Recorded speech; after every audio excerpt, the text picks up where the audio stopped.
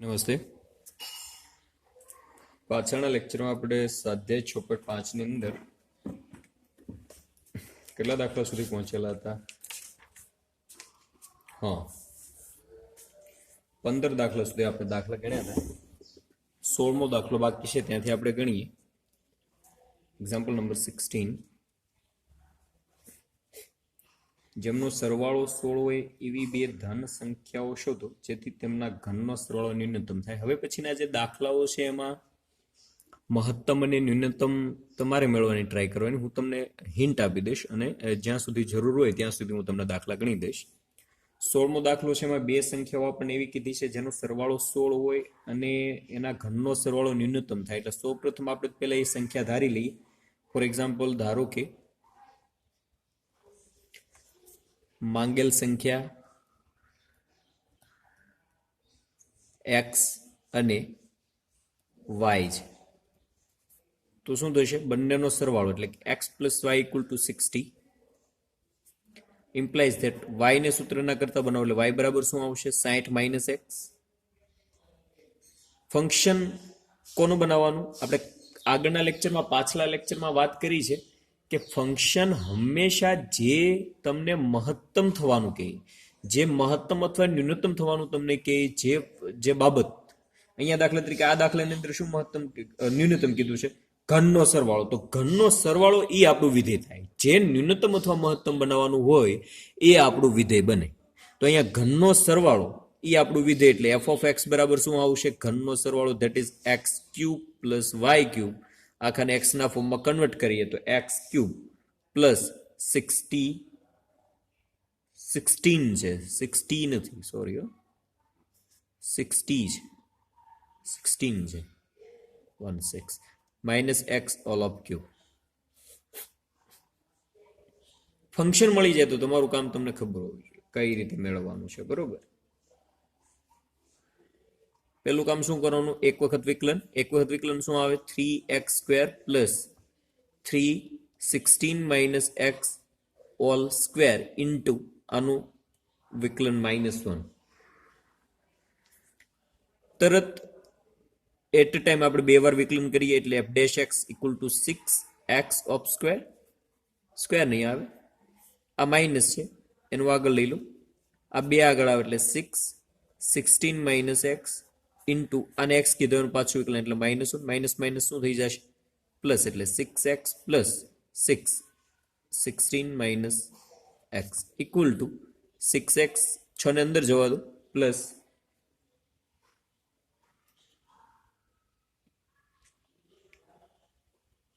કેટલા આવશે?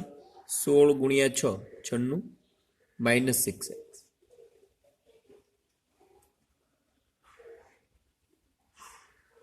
આ જતા રે કેટલા આવ્યા? 96. રાઈટ. તો હવે પછીનું આપણું કામ શું હોય? લખવાનું સ્થાનીય મહત્તમ અથવા ન્યૂનતમ માટે એફ ડેશ એક્સ બરાબર 0 ઇમ્પ્લાઇઝ ધેટ એફ ડેશ શું મળેલા હતા આપણને? 3x² પ્લસ, સોરી, માઇનસ થઈ જશે કેમ કે અહીંયા માઇનસ આગળ લઈ લઈએ એટલે 3 16 માઇનસ એક્સ આખાનો સ્ક્વેર ઇક્વલ ટુ 0. આનું આપણે સાદુરૂપ આપી દઈએ. શું આવશે? 3x² માઇનસ 3, આનું વિસ્તરણ કરીએ શું આવે? 16 નો વર્ગ 256 માઇનસ 32x પ્લસ એક્સ વર્ગ ઇક્વલ ટુ 0. 3 અંદર જવા દો, 3x² માઇનસ 768 મલ્ટીપ્લાય 3 અંદર ગુણીએ minus minus plus 96x minus 3x વર્ગ ઇક્વલ ટુ 0. 3x વર્ગ જતા રહેશે. જે રિમેનિંગ પાર્ટ છે એના ઉપરથી આપણે x ફાઇન્ડ આઉટ કરીએ, આનો ઓલી બાજુ જવા દો એટલે પ્લસ થઈ જાય, that is 96x equal to 768 implies that x equal to 96 અહીંયા મલ્ટિપ્લિકેશનમાં છે, ઇક્વલની આ બાજુ જશે એટલે ભાગાકારમાં જાય, ભાગાકાર કરશો એટલે વેલ્યુ તમને 8 મળે. ફાઇન. તેથી કરીને લખીએ x બરાબર 8 માટે f double dash of 8 equal to f double dash of x આપણે કેટલા મળ્યા? 96 તો એફ ડબલ ડેશ એક્સ જે મળેલા છે એમાં એક્સ ની ગમે તે કિંમત મૂકો, વેલ્યુ 96 હશે, એટલે એ કઈ ચિંતા કરવા જેવું નથી. F double dash of 8 equal to 96 which is greater than of 0, greater than 0, તો શું થશે? તેથી કરીને લખી શકું કે એક્સ ઇક્વલ ટુ 8 માટે એફ ન્યૂનતમ થાય. બરોબર, આ તો થિયરી જ છે. ધન હોય તો ન્યૂનતમ, ઋણ હોય તો મહત્તમ. ઓકે, આપણું કામ આપણે જે સાબિત કરવાનું તે થઈ ગયું. શું કીધું તો આપણે રકમની અંદર એના ઘનનો સરવાળો ન્યૂનતમ થવો જોઈએ, એટલે એફ ન્યૂનતમ થાય. એટલે એફ એટલે શું? એના ઘનનો સરવાળો જ ને. એટલા માટે જે ન્યૂનતમ અને મહત્તમ તમારે જે કરવાનું હોય એને તમારે વિધેય તરીકે લેવાનું. ઓકે, તો એ ન્યૂનતમ થાય તો કઈ કિંમત હવે x બરાબર 8 માટે, તેથી y બરાબર શું થશે? 16 માઇનસ 8 ઇક્વલ ટુ 8. x અને y ની કિંમત આપણને મળી ગઈ. દાખલો અહીંયા પૂરો. તો હવે પછીના જે દાખલા છે એમાં આપણે ક્યાં સુધી તમને કામ કરી દઈશું? આપણે વિધેય તમને જો મળી જાય, વિધેય મેળવવા સુધીનું કામ હશે. વિધેય મળી જાય પછી આગળનું આ બધું કામ તમારે જાતે કરવાનું. એક વખત વિકલન કરવાનું, 2 વાર વિકલન કરવાનું, એકવાર વિકલન બરાબર 0 લેવાના, x ની કિંમત મેળવવાની. ex માટે આ ડબલ ડેશ વિકલન શું મળે એ તમારે ટ્રાય કરવાની. જરૂર પડે ત્યાં આપણે ગણાવશું, અધરવાઇઝ તમારે ગણવાનું રહેશે. જોઈએ 17મો દાખલો શું કહે છે? જેમની બાજુનું માપ 18 સેમી હોય તેવા પતરાના ચોરસ ટુકડાના, એટલે શું કામ કરીએ આપણે? એક 18 સેમીનો આપણે ચોરસ અહીંયા ડ્રો કરીએ. બરોબર, સમજવાનો છે દાખલો. આ એક રેક્ટેંગલ છે, ચોરસ છે. કેટલો સેમી છે? 18 સેમી. વર્ટિકલ લેન્થ પણ કેટલી છે? ચોરસ છે એટલે સીધી વાત છે, લંબાઈ અને પહોળાઈ બંને 18 સેમી હશે.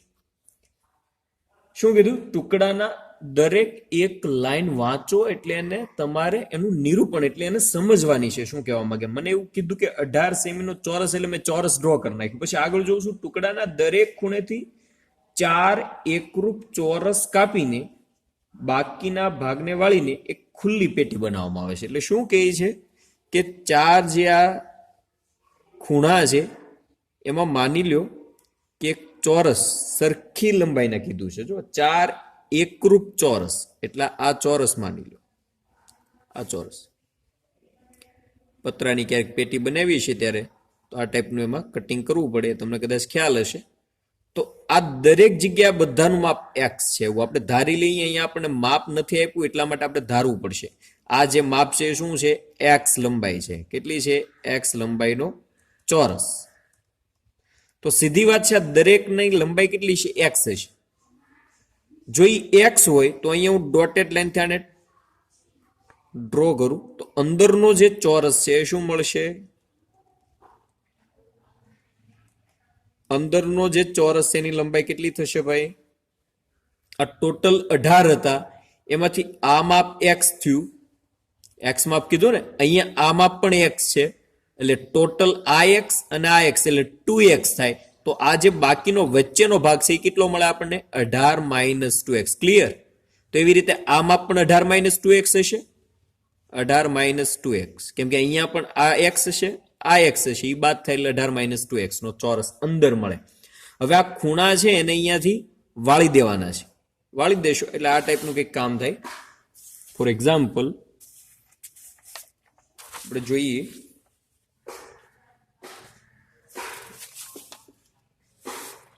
ફોર એક્ઝામ્પલ કંઈક આવો ચોરસ લઈએ. આ ખાલી સમજવા માટે છે, તમને ખાલી એક ખૂણો સમજાવું. આ ચોરસ હોય આ રીતનું, તો અહીંયાથી તમે ચોરસ કાપવાનું છે એટલે આ ચોરસ દાખલા તરીકે અહીંયાથી આટલું મેં કટ કરી નાખ્યું. આ પેટીને આપણે કટ કરીએ એવું માનો તમે. તો આ ભાગ અને આ ભાગ આને અહીંયાથી આવી રીતે ઊભા કરી દેવાના છે. ફોર એક્ઝામ્પલ અહીંયાથી હું આને કટ કરેલું છે, આ ભાગ આ ભાગ.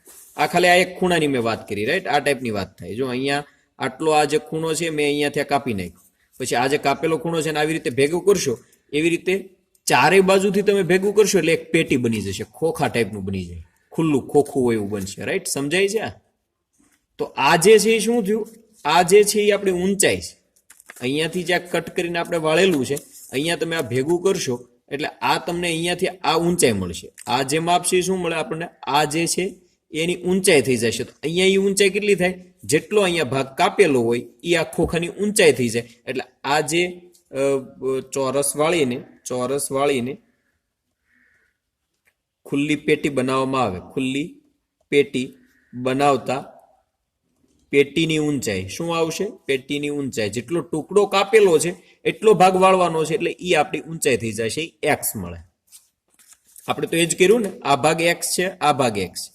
તો આને હું વાળી દઉં એટલે આ ઊંચાઈ જે છે એ કેટલી આવશે? આપણને એક્સ જ મળે ને, રાઈટ? આ જે ભાગ છે અહીંયાથી લઈને અહીંયા સુધીનો આ માપ એક્સ છે, એટલે આ પેટીની ઊંચાઈ આપણને એક્સ મળે. આ ખાલી એક ખૂણો સમજાવવા માટે તમને મેં લીધેલો છે. ઓકે, આઈ થિંક તમને હવે સમજાઈ ગયું હશે. તો આપણું કામ હવે સહેલું થઈ ગયું. શું કરવાનું છે? હવે આગળ વાંચું છું કે પેટીનું ઘનફળ મહત્તમ થાય છે.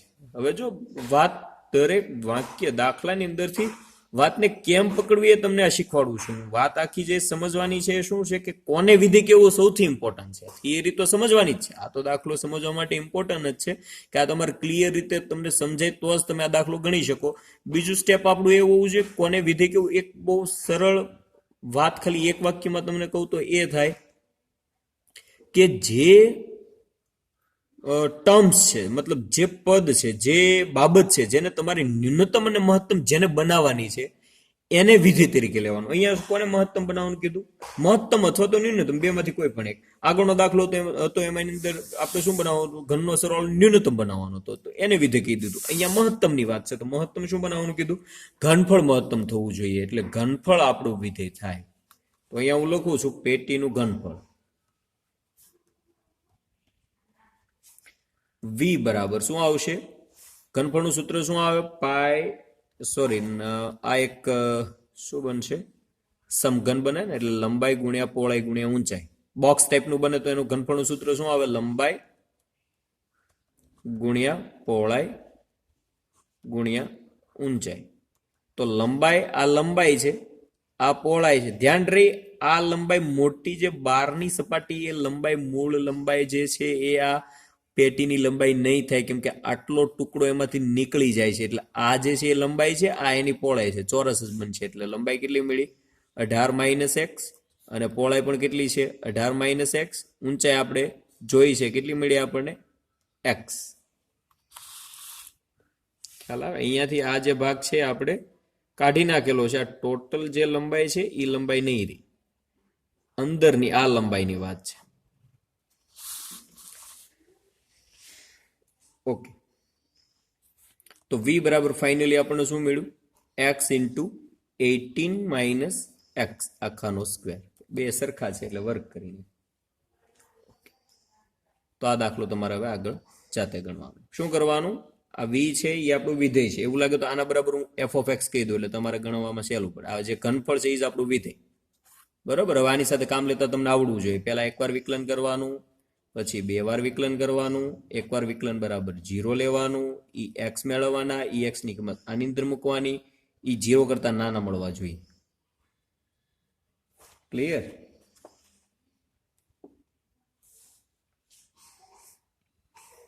તો આ વાત તમને સમજાઈ ગઈ છે, આ હોમવર્કમાં રહેશે.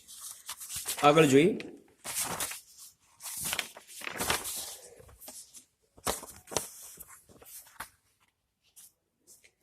દાખલા નંબર 18. એ દાખલો આના જેવો જ છે, પણ હોમવર્કમાં જાતે ગણો. સરખો છે, તમારું મગજ દોડાવજો શું કહે છે શું નહીં. આગળ ચોરસ હતું, અહીંયા લંબચોરસ છે 45 અને 24. એમાં તે પેટીસ બનાવવાની છે, એમાં એક્સ જ ધારવાના છે. તો એની અંદર તમારે શું કરવાનું? આવી રીતે એક બોક્સ ધારી લેવાનું. આ જે માપ છે 45, આ જે માપ છે 24. બરોબર? અહીંયા એક્સ માપના ખૂણા લઈ લેવાના. એનો જ દાખલો છે, સેમ છે હોમવર્કમાં. 19મો દાખલો છે. સાબિત કરો કે નિયત વર્તુળમાં અંતર્ગત તમામ લંબચોરસમાં ચોરસનું ક્ષેત્રફળ મહત્તમ છે. વર્તુળ એક ડ્રો કરો. આ એક સર્કલ છે,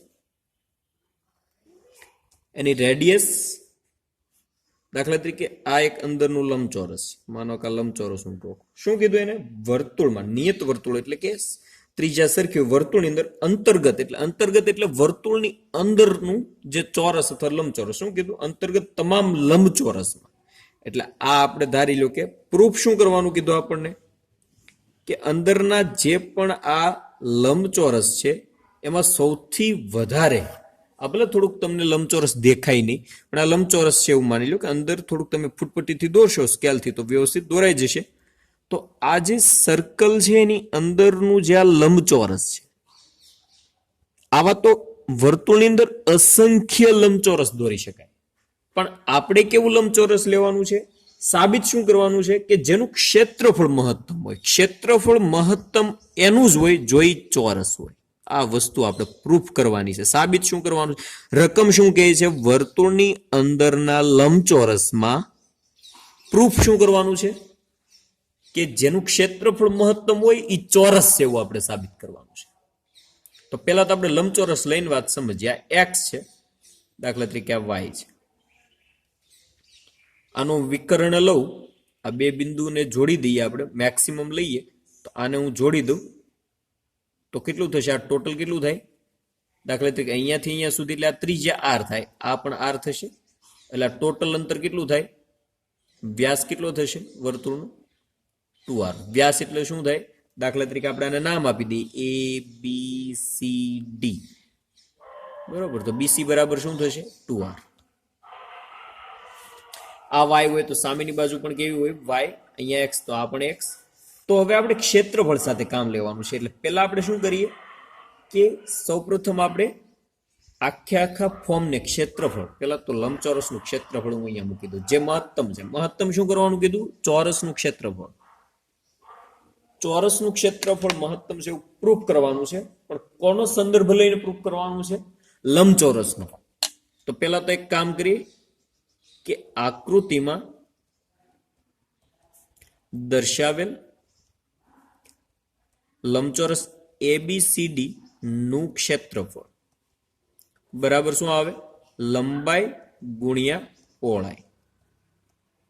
લંબાઈ કેટલી? એક્સ. પહોળાઈ કેટલી? વાય. તો જે મહત્તમ કરવાનું કીધું એ જ આપણું વિધેય, એટલે આ જ આપણું એફ ઓફ એક્સ થાય. તો પહેલા તો વિધેય એક ચલમાં રૂપાંતર કરવાનું કામ કરવાનું. પહેલા સૌ પ્રથમ તો આ એક ચલમાં કન્વર્ટ કરવું એટલે વાય મેળવો આપણે. વાય કઈ રીતે મળશે? ત્રિકોણ એબીસી પરથી જો આ કાટખૂણો છે, કેમ કે આ લંબચોરસ હોય એટલે આ 90 નો ખૂણો બને. આ 90 નો ખૂણો એટલે આ ત્રિકોણની અંદર આ કર્ણ થાય. કર્ણ એટલે શું છે? બીસી. બીસી એટલે આપણો કર્ણ, રાઈટ. તો શું થશે? કર્ણનો વર્ગ એટલે કે 2r નો વર્ગ બરાબર બંને બાજુના વર્ગનો સરવાળો એટલે ab વત્તા એસી એટલે x પ્લસ વાય, x વર્ગ પ્લસ વાય સ્ક્વેર. આની અંદરથી વાય સ્ક્વેર ને સૂત્રના કરતા બનાવીએ એટલે શું આવે? 4r square minus x square. Finally Y બરાબર શું આવશે? Under root 4r square minus x square. Y મળી ગયા આપણને. વાય મળી ગયા એટલે કામ આપણું સહેલું થઈ ગયું. એફ ઓફ એક્સ બરાબર શું આવશે? x ઇન્ટુ વાય બરાબર x ઇન્ટુ વાય. વાયની કિંમત શું છે? વર્ગમૂળની અંદર 4r square minus x square. હવે આ મહત્તમ કઈ રીતે થાય?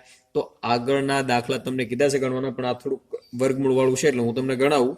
પેલું કામ આપણું વિકલનનું હોવું જોઈએ. વિકલન શું થાય? ગુણાકારનો નિયમ લાગે. પેલું પદ પીડ્યું રહે, બીજા પદનું વિકલન એટલે આ અંદરનું છે એને x કહી દો એટલે શું આવે? 1/2 અંડર રૂટ x એટલે 4r square minus x square. કોની સાપેક્ષે વિકલન કરવાનું છે? જે ચલ હોય એની સાપેક્ષે વિકલન કરવાનું. અહીંયા એક્સ ચલ છે, આર ચલ નો કહેવાય, આર તો અચળ છે. ધ્યાન રહે, આર બરાબર અચળ. આનું મૂલ્ય બદલાતું નથી. નિયત વર્તુળ એવું રકમમાં કીધું હશે એટલે આર બદલાશે નહીં. તો એક્સ ની સાપેક્ષે વિકલન એટલે આ આપણા માટે અચળ થાય. આર આનું વિકલન 0 થાય કેમ કે આને એક્સ કીધા, એનું વિકલન કરવું પડે. આનું વિકલન 0 માઇનસ એક્સ નું વિકલન શું થાય? Minus 2x. પછી વત્તા કરીને બીજું પદ પીડ્યું રહે એટલે કે under root 4r square minus x વર્ગ પીડા રે. પેલા પદનું વિકલન એટલે એક્સ નું વિકલન 1 થાય, લખવાની જરૂર નથી. શું કરીએ હવે આપણે? ઇક્વલ ટુ આ એક્સ આની સાથે ગુણાય એટલે માઇનસ 2x સ્ક્વેર પ્લસ આ લસા લઈ લો, આ આખું પદ આની સાથે ગુણી નાખો. એક કામ કરો ને, અહીંયા 2 2 ઉડાડી દો. આ 2 નું કઈ કામ નથી. હવે આ વર્ગમૂળ વાળું પદ અહીંયા ગુણી નાખો. વર્ગમૂળ વાળું પદ ગુણશો એટલે આ બે પદ સરખા છે. લસા લેવા જાઓ એટલે આની સાથે ગુણો એટલે બે પદ સરખા હોય એટલે આ વર્ગમૂળ નીકળી જાય એટલે શું આવે? 4r square minus x square. આખાના છેદમાં વર્ગમૂળની અંદર 4r square minus x square. આ -x² ટોટલ કેટલા થાય 2r² ભાગાકારમાં વર્ગમૂળની અંદર 4r² - x². Back to back તરત જ 3 વખત વિકલન બીજી વાર વિકલન કરી. હવે અહીંયા શું આવશે છેદ પડ્યો રે અંશનું વિકલન એટલે કે 4r² - x². અંશનું વિકલન એટલે 4r² અચળ છે. આનું વિકલન શું થાય અહીંયા x છે ભાઈ વિકલન શું થાય -4x પછી નિશાની માઇનસ અંશ પડ્યો રે છેદનું વિકલન એટલે શું આવશે ફરી વખત 1/2 √4r² - x².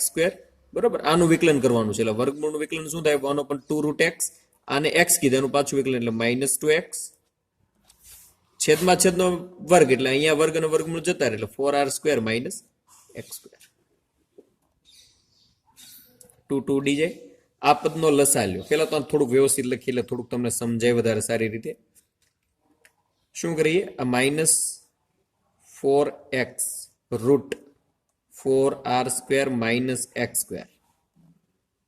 ઓકે માઇનસ અહીંયા માઇનસ કેવા થઈ જાય પ્લસ 4r² - 2x² ઇન્ટુ શું છે અહીંયા x આખાના છેદમાં √4r² - x² આખાના છેદમાં 4r² - x².